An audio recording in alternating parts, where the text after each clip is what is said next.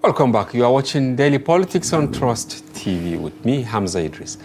The internal crisis rocking Nigeria's main opposition parties, including the People's Democratic Party, the African Democratic Congress, the Labour Party, and the New Nigeria People's Party, among others, raising concerns over weak opposition in Nigerian politics. The big question is, what is causing internal divisions in Nigerian opposition political parties? To help us find answers to this and many more questions, we have in the studio Comrade Ahmad Raji, a public affairs analyst. Thank you for joining us. Thank you too, Malam. I asked the question, so maybe I just allow you to answer. What is really causing disaffection among almost all the opposition political parties? Well, good evening, viewers. And my own personal opinion is, or understanding is that the opposition revolves around one party, and that is the PDP. They are only defecting from PDP to other parties. That is what made up the other oppositions we have mentioned. We have made mention of PDP, ADC, NNPP, and Labour. Among others? Yes, among others. Prior, because we have 19 political parties. Understood. There are no noise there because they are of no relevance much. Prior to Peter Obi joining Labour, we will not have of Labour. And likewise, prior to Konkoso joining NNPP was not of much. Therefore, if you look at it, they've all has one history, and that is the history of being from PDP. And I always have the understanding, that is to my own understanding, is that PDP has a good history. History in the sense that when it was registered as a party, it looks a national party. Because you find out that the southern part of the country, apart from the southwest, virtually were all PDP. This was around 1999. The greater part of the north was also part of the party. But the biggest problem the party had was impunity. And because some people felt that they have the authority to do what they want to do. We go back to history because it's important in knowing why these crises are happening. The history is that when these groups that have formed to become G18, G34, that later metamorphosed into PDP, the principal actor that had achieved or that had been a beneficiary wasn't part of those struggle. And that is, I'm saying, the President Obasanjo in 1999. He wasn't part of it. He wasn't part but of it. But he was jailed, remember, when he was talking about democracy. So it's not question of talking, identifying with the group in what we are saying. Okay. He has not identified at that material time with the groupings. And therefore, when he was given the leadership position, so from there the context... On a platter, right? Yes. From there the context has changed. In the Second Republic, the party had control over governance. But when we return to this democracy under the Obasanjo administration, the executive or the party lose that sense of responsibility. So now what you have is that they tell you that the president is the national leader of the party. They tell you the governor is the leader of the party at the state level. And if you look at the history, how many party chairmen President Obasanjo removed? Recall what Audu Obe said of recent before his death. He said he was asked to resign. So it has the history of impunity. That is one side of it. Why I think Audu Obe cleared that impression because the last interview he had was with our chairman when he said, contrary to what people are saying, when he realized that Obasanjo's impunity has broken the wall, I'm paraphrasing, he tendered his resignation. Well, maybe I may not be privy to that. I've not seen it, but what I have read from his interview is that he was asked to resign. Oh, it's just a part of history. Why we are not emphasizing what is happening in Labour and others, I've told you my position. They are all coming from the PDP aspect.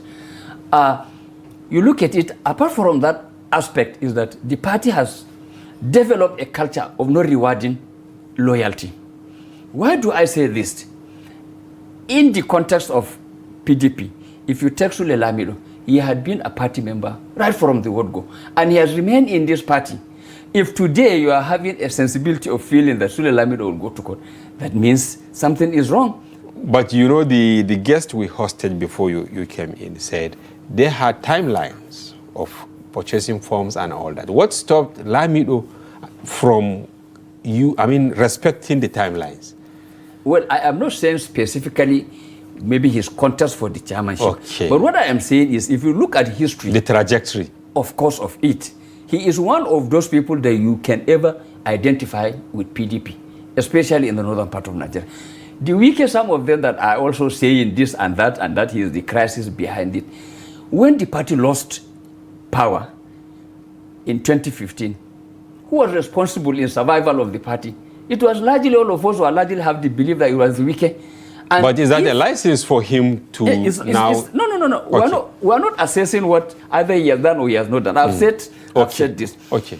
If at the contest of 2023, he was denied the opportunity of whatever it is, and the party could not as well feel that there is need for him to be recognized, then if you also decide to react, then personally, left to me, I have not seen anything wrong. But one thing we should have, all have belief is that this is a party that has constitution.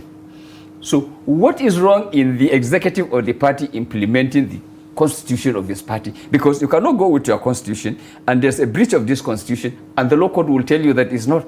That was the question I asked, the guest that Umar Sani. I said, is it difficult for PDP, for instance, to wield the big stick on people who are actually disturbing them? Damagum said it.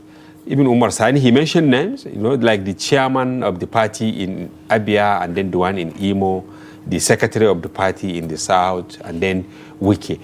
So I want your expert opinion on this. Why is it difficult for PDP to wield the big stick against these people?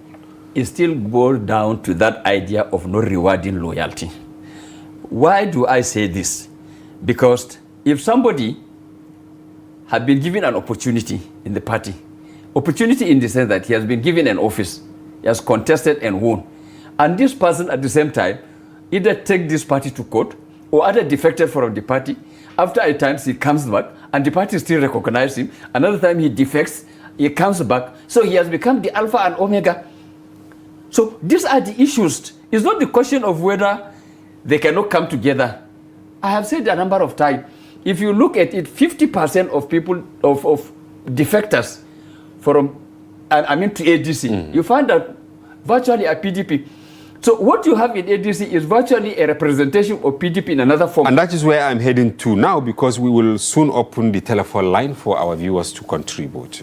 Why is the ADC also deep in crisis? Let me give an example. In Adamawa, where you come from, you can see the faction of Nenadi, right? Binani. Yes, Aisha Binani, and then the faction of Babashir in this. There's also another faction. Who is creating these factions? In ADC, a political party which many Nigerians thought that will actually serve as a fortress, going by the crisis bedeviling the PDP. Mala Hamza, the history of ADC is as good as the history of Labour Party and NNPP. Because it is not today that are registering ADC. ADC has been a party existing because they could not accommodate their own interest in PDP. That is why they have decided they wanted to register a new political party. It wasn't possible for them, though it was registered later. So they found out that there's an existing party, it's better for them to go there. And when they all went there, the same greed, the same impunity is repeating itself.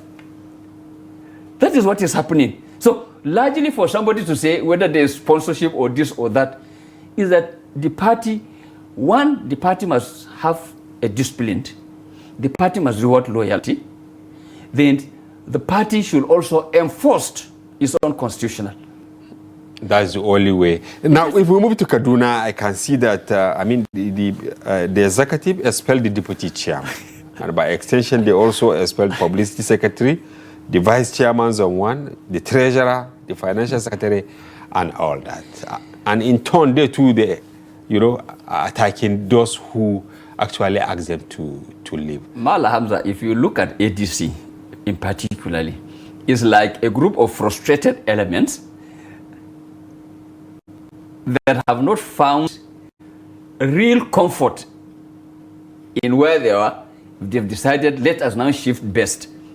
It wasn't really a genuine concerned that we are coming together. It's a coalition that we are coming together. Just the way PDP was formed initially. It wasn't. It was just out of anger, out of annoyance, out of frustration. They've just moved. And you can see it clearly. It's like it is crumbling. Are they strange bedfellows in a way? Definitely. If you have mentioned in Adamawa, at least you have mentioned two warring parties.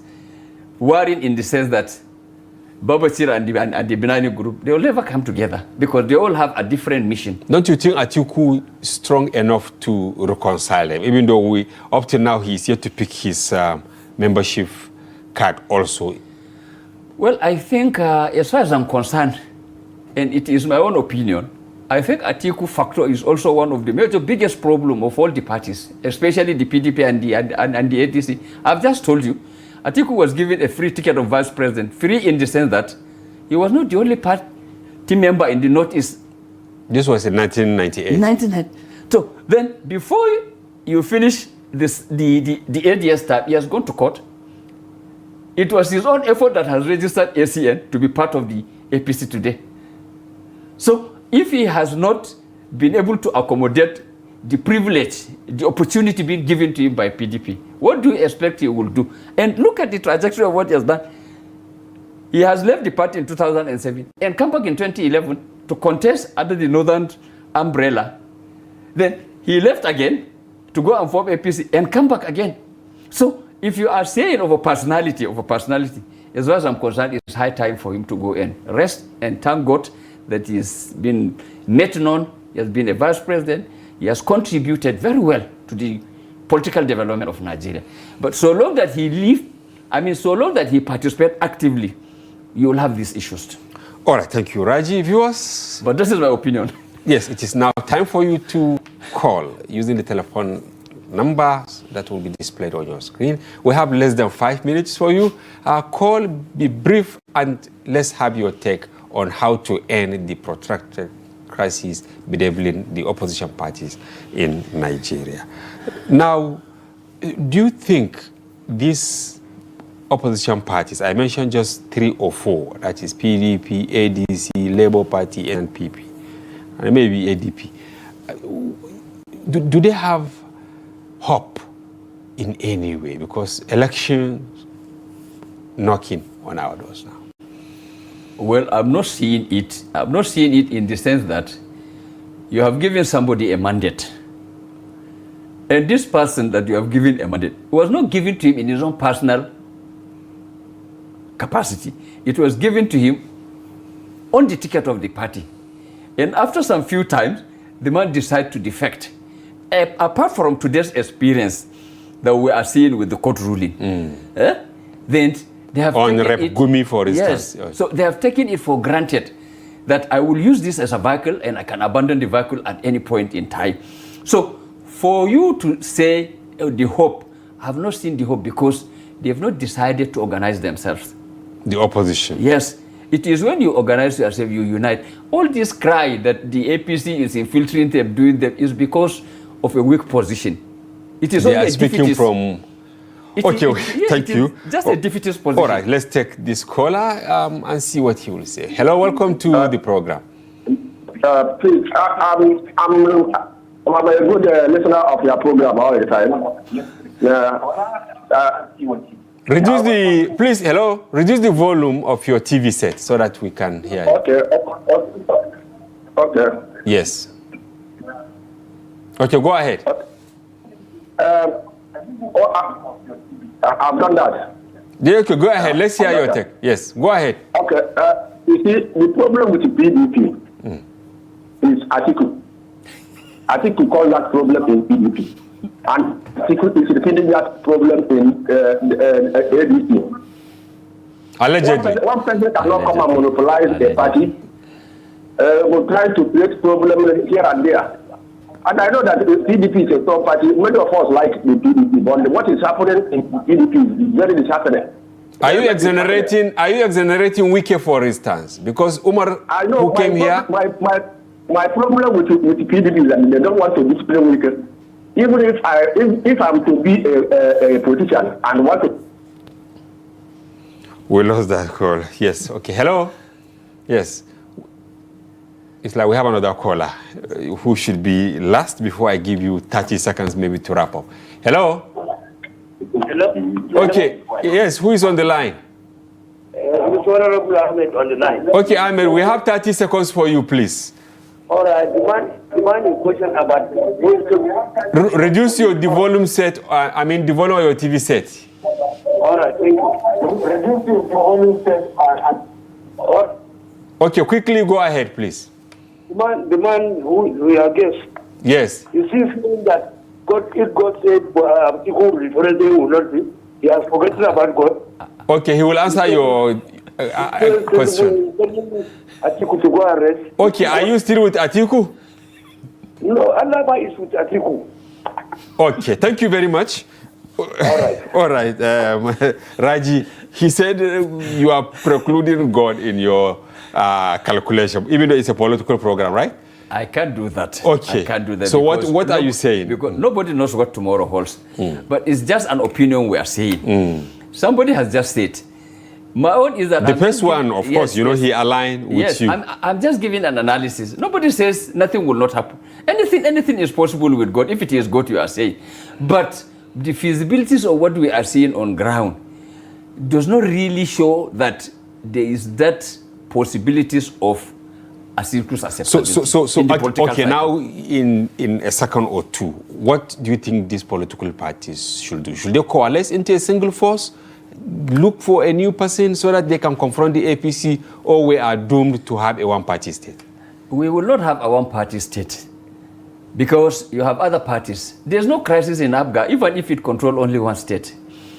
The point is that greed and selfishness, they have to reduce it. They have to remove it. So that they can have a future. Of course.